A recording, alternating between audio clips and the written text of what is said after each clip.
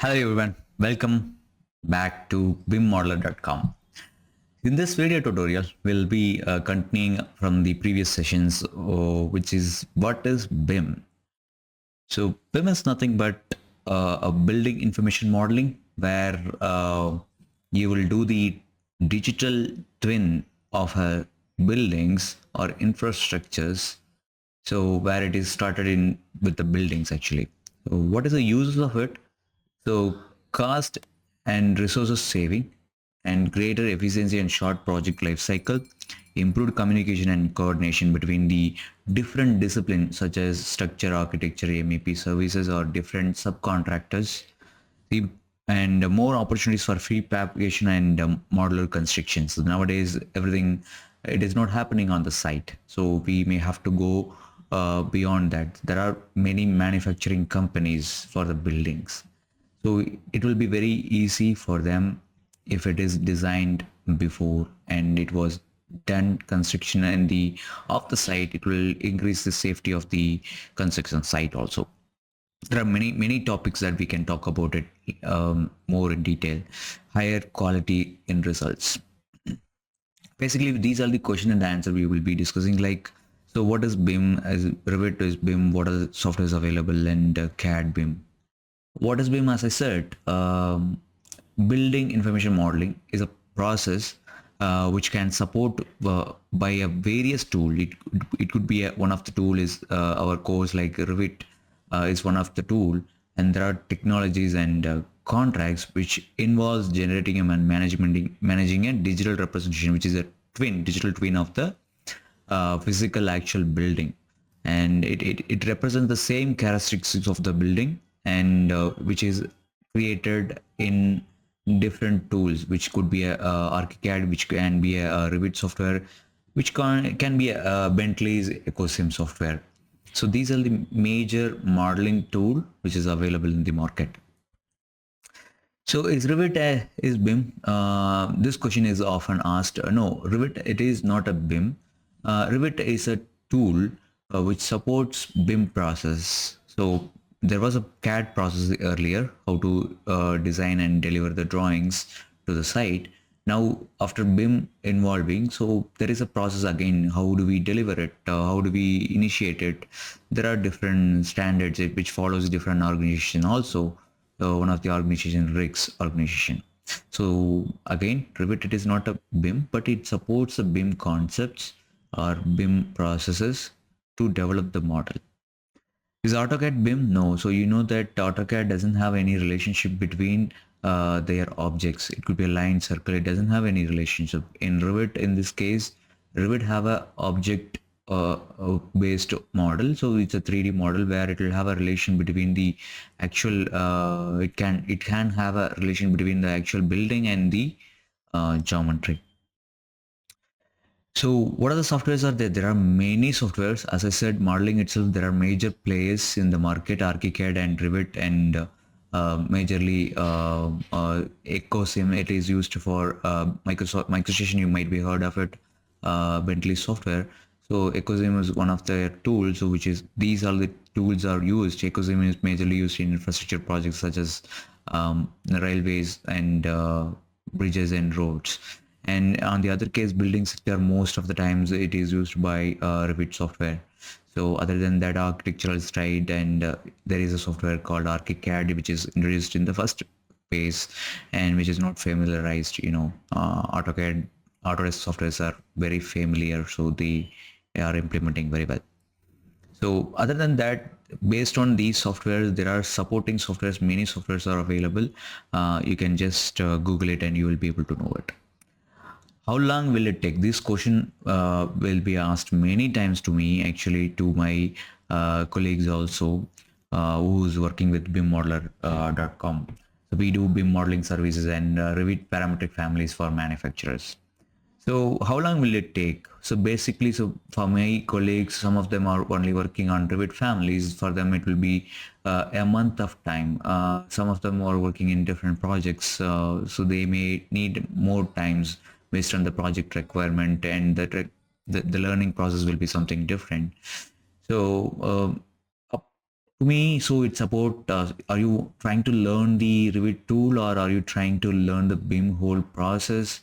So which part that you are trying to learn, based on that, so it can take up from like 3 months to 3 years also, based on the project BIM execution plan and other processes if you want to learn. So it may take longer also. And coming back to the subject, so we are going to discuss about Revit structural in this space. So we'll be learning a couple of the options in here in the Revit. I'll be opening and showing what is available in those tools, and you'll be able to come back to that later. So as you can see that which is every software in Windows nowadays, they are coming up with the ribbon module. So you know that AutoCAD also has, and Revit also same. Word, Microsoft Word, Excel, and everything is .NET platform where they have ribbon modules. So even our Microsoft Windows is a ribbon module, which is a similar one. So if you see that the quick access toolbar, it is on the top side here, and you'll have a login options in this place, and you'll have a ribbon menus in this. The overall ribbon menu is available here, and each one is called ribbon tabs, and you can go inside. And Revit consists of multiple disciplinaries, architecture, structure, and MEP. So all the related tools will be available here. Other than that, such as add-ins, and different add-ins can have a different tab also based on your requirement. So in this tutorial I'll be using 2023. So if you have a lesser version, you can use that as well. So on the left side, you will be able to see by default, you will have properties. If somebody used your system, they might have moved this dialog box to the right side or middle of your windows. So this properties will be on the left side, and whenever you are selecting an object, you will show the property here. If you're not selecting, current views property will be shown in this place. So we will be working with multiple views in Revit floor plan. It could be a number of floors, or it could be a 3D view, or it could be a any schedules or anything. So those views will be listed in this place, so which is called project browser. And the bottom side, you will have a view control, which controls the wireframe and shaded, and hiding the element temporarily and viewing the element. So these options will control the view. This is your work area or views, you can say. So this it controls these areas. As like all the software, you can right click and it will show the context menu. So right click menu will have a basic property. When you're right clicking on the object, it will show related to the particular object.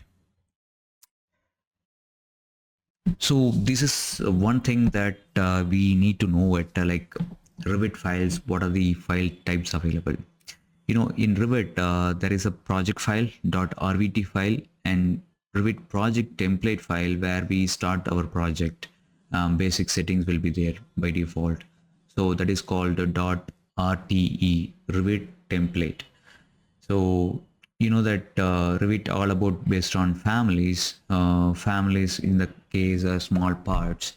So when you are going with a room, office room, you can see a chair and you can see a table. So these all are called individual elements, are called families. So in Revit, so these families file type will be .rfa, Revit family, and Revit family template. We have to create a family. If you're creating a new family, and you have to start with some basic settings which contains in the Revit family template RFT. So this is the basic requirement. These are the 4 types available basically. And you can see that there are many file types it supports, and few of them are here. And you can see that you can import CAD files, DWG, DXF, and DGN file is Microsoft file. SAT, SKP is nothing but a SketchUp file, and 3DM file. Energy analysis model from the different energy analyzing software, PDF and images can be imported. So linking is something different, where you will link and the model will be separate, and the file size of the Revit project will be less if you're linking. Importing, the file will be coming inside your model. and where it supports again CAD and point cloud, which is from a scan data, and Naviswork file, NWD, NWC, and IFC file also it supports. So this is a basic thing that you have to understand in while if you are learning Revit. You have to understand that Revit elements. So when you are opening a model, you will see it 3D elements or wall, door, whatever elements that you see. So which are Revit elements, basically it's called. So these elements are categorized into three major elements as model elements, as datum elements, as view specific elements. What are those model elements? So model elements again, where you see it in 3D, and the model elements will be having three-dimensional object, and it categorized into two things: host and model components. Host are the component where you will be you will have a base elements. So for example, wall doors will be having by default. So in Revit, if you are opening any template which is doesn't have any settings, it will have by default one wall type, one door, one floor type, and one ceiling type. From that you can derive the models, whatever the models, because without that Revit will not have any option. So you can create it. So in template, by default template, we will have multiple wall types based out of creation. And model components are the doors, windows, what we make it ourselves, and we load them as a separate file. We make it and we load them into Revit. So these model families, model components also called families, component will be loaded into the project and it will be placed on the host elements, which is, for example, switch can be loaded and placed on the host element. So in a similar way, the family's connections in structural point of view, connections will be loaded as a family and it can be placed on the any connection of component beam or structural elements, we can do it. So these elements, you can see it in the bottom. I have categorized chairs and pipes and everything. I've categorized it. So the second option is datum element, which is used for categorizing our object. It could be defining our horizontal section or plan like this. It is very much important in the structural model where datums are called grids and levels and reference planes. These three elements are line based elements actually, if you can say, so which defines the planes of our geometries. It will be the geometries will be hosted on these elements. For example, wall will be based out of a level elements where the wall will be constrained between two levels, first floor and second floor. So this is must have elements. So same way, column beams will be referenced with grid elements. So we must have that grid elements also, which is nothing but usual grids we used to do it in models. Other than that, we have a view specific elements. For example, in floor plan view or elevation view or section view, we may have a text or we may have a tag. In Revit it is called tag. So the object, with the relation between the object, the data will be extracted from the object, and which is called tags. These are 2D elements which will be only reflect in that particular view. So it will not be reflected in any other views. So if you delete the view, it will be gone. So it will be based out of view only. So basically these are annotation elements and detail elements. It could be a hatch also. While we are discussing with families, we are discussing with the model elements, 3D elements that we are discussing, or 2D elements we are discussing, they are categorized as families. So the families are categorized into basically three types in Revit: system families, component families, and in-place families. So what are those different? So let me explain you what is system families. System families are the default families like wall and floors, ceilings, duct, pipe elements, where these elements will be there by default in any template that you choose. But in other words, component families are the separate file where you have to model it in components, a table or chair or whatever structural connections, and you have to load them into your project file. So these examples are given in detail below. What is the in-place family? So in-place families are created inside the project the same way as like component families, but inside the project. So it requires only specific to that project. In other case, if you see component family, one table, one manufacturer will be manufacturing always 8 by 4 table, means they will be manufacturing the same. It can be used in any projects. It could be Microsoft projects building project, or it could be Google's office building project. The same manufacturer can supply to two different projects. But in place families are something that in your house you need to have a corner, which that corner is something different, odd shape, different shape, and you are going to make a table in that place. This table cannot be used in a different places, so it will be only suitable to that corner, to that space. So in that case, we will be making that as an in-place family. So as differentiation mentioned here in the bottom, so can be transferable, not loadable. The system families can be transferred from one project to the other project, and it cannot be loadable. And the other one is transferable and loadable. Other cannot be used in the other project. You don't have to use it, as I said in the table case. Types can be created. Types can be created. In place, we cannot create a types. And minimum one type will be there in template, loadable when needed, and can be copied to others.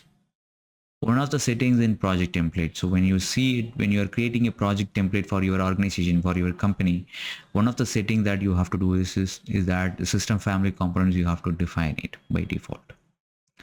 So this is how it differentiates.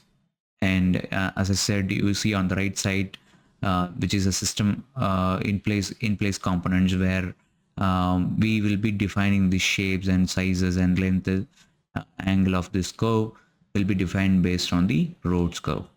So this is comes under system in place. On the left side, you see that these are the blocks we can supply to any project, so it can be a component family.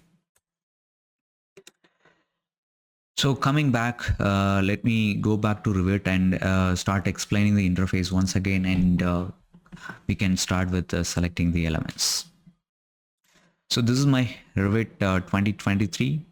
I have updated the recent versions. You can see that that's my user interface, that you can see recent window over in that place.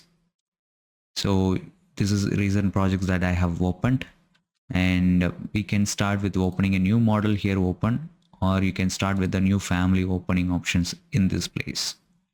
Or if you have an online documents, online 360 account, and if you want to open it from your documents folder, which is like a Google Drive and other place, which is called Autodesk Docs, you'll be able to do it from here. And so let me go ahead and start a new project. Since we are working on structural models, so let me select structural template. We are going to start a project, not the template. So let me select it. So as I said, the templates will have a by default settings like 2 floors and what are the floor properties. Those things will be defined in this place. Let me open this.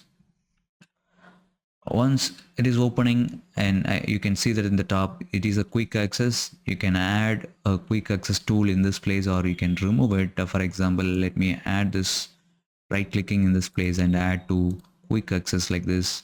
It'll come here, and or otherwise you can remove from the quick access toolbar by right clicking on the place, remove it. So this is how you'll be able to add it into quick access. And some of the people, what they do is they move this ribbon to the bottom side like this, or they move this to upper side. By default it will be there in the upper side. I'm practiced with that, so I'll keep it in this place. So why? Because I'm practiced that if you are taking any tool from Revit, so by default Revit will show in this place option bar. In this place I'm more of tend to work with these options in this place, the option bar and quick access here. So this is called option bar. When you are selecting any elements, based on the elements the options will change, so which is called option bar here. So as I said, these all are ribbons, so you can select one by one. We are into the structural tab, and you can hold the control and you can move also. It's possible you can move the tab, which one you wanted before and after, you can move it. So since if you are an structural modeler, so BIM modeler, you can move the structural to the end, or because less preferred, and you can move it back if you prefer to have it in the beginning. So you can basically realign each tabs. So that's how it works. And each ribbon will have a panel like these. So these panels can be moved anywhere, or you can keep it in one place like this. And the ribbon will have a settings to open. The related settings will be opening from this arrow we have. When you're selecting an element, a ribbon automatically opens on the bottom, on the last modify tab. Each one we call it as tab. So this is modified tab. In relation to the selection of the element, the options available in this place will change. So this is optional contextual tab. So which is contextual tab based on the selection, this varies. This is contextual menu, and this is contextual tab. Based on the content that you select, it changes the options. And as I said, the property window will be here always, so you can move it like this. So some people will keep it like this. I don't prefer, because object will hide underneath the properties. You have to hang it to the left side. You can go and place the cursor and automatically will hang. So if you want to hang it on the right side, you can try to move it till the end of the edge of your monitor. You'll be able to see that it is moving, aligning itself. So as I said, you can move it between different floors here, or 3D views and east view, elevation views. You can go ahead and see that there is 2 levels available by default in this template, structural template. So related to the property, you can see that option bar option is available here. So in any Windows software, you can see an option window in this place, and you'll be able to customize it, the settings based on the requirement. For example, I don't need a structural architectural tab, and you can see and remove system tab as well, like this. And I may not be working on the site tab and energy analysis, route analysis, and infrastructure tools also. I may not be needing it. Maybe sometime I may need it for structural purpose.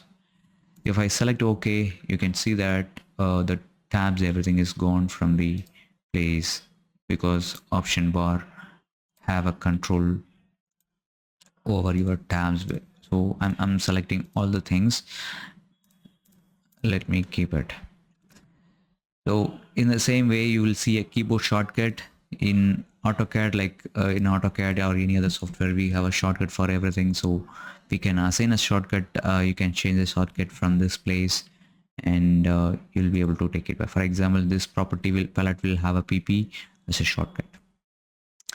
So graphics. So these are about graphics that you see in the window. How do we have a background? It's white color. And how do we have a selection object? If you are selecting an object, it will be in blue color.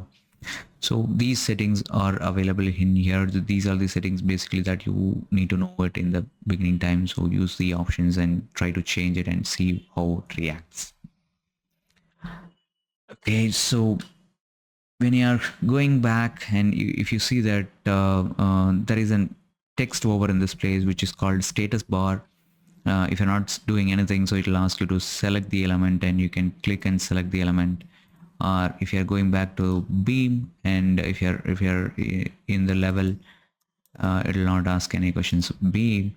So now you see that click to enter the BIM start point. So this will be our start point, and you can see that enter BIM endpoint. So we can go ahead and enter the second point like this, and you can go to the 3D view and see how it appears in 3D.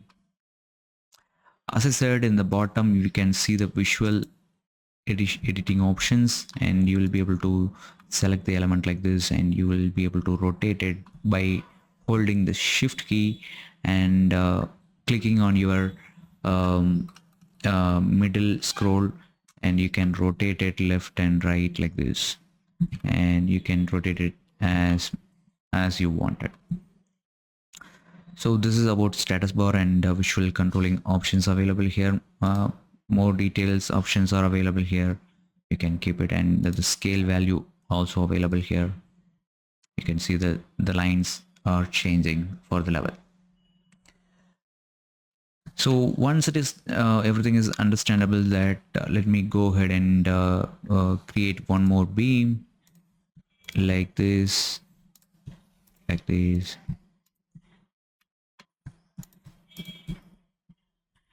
So we can select the object. How do we select it? If you want to know it, so let me come back to the selection method. So there are two methods basically in window method. If you can select it by default, you can click on the left mouse button and you will be able to select it. But if you want to select multiple objects, there are options like you can select and hold your control key. Your mouse cursor is changing as plus. You can see it like this, and you can left click. So as like any other software, you can able to select multiple. If you want to remove from the selection, you can hold the shift key and you can select it. And this next option is that window method and cross window method. You will be able to see the difference here. Window method, which is from first click here and second click here. Cross window method is first click here and second click here. You can see a difference that it is a solid line and this one is dashed line. So when a cross window, if it crosses also, it will select. When a window method, you see that only object inside it selects. So when it crosses with the object, it won't select. But if you are in cross window, you can see that dashed lines. When it crosses within the object, it will select automatically to the object. So these two methods are important. So I can select it like this, and I can hold the shift and deselect the levels, and everything is done. Control and select it, the other element what I need to select. So this is how you will be able to select the object, and you can right click on these and you can have a contextual menu, and related to properties, I want to delete these all elements. So once it is done, you can press Ctrl S, or you can press this button, save button, and you will be asked to save the project to your desired location. I like to save it in my desktop as structural project 1. While saving the object project file, you will have an option to save it as backup. You know that whenever you press Ctrl S, it will create a backup up to 3 backups, recent backups. So if you are saving the 4th time, so it will not have a 4th file. It will have only 3 files, but recent 3 saves you will have. So it will be replaced within the other files. So usually I used to keep it as one backup file. So whenever I press Ctrl S, automatically it will save one backup file as .001. If you are pressing Ctrl S second time, .002 will come. The 1 will be deleted. So that's it for this tutorial. Do let me know if you have any queries and related to this, and do follow subscribe BIMmodeler.com. I will look forward to see you on your continuous progress on learning. Share it with your learning friends on LinkedIn. See you.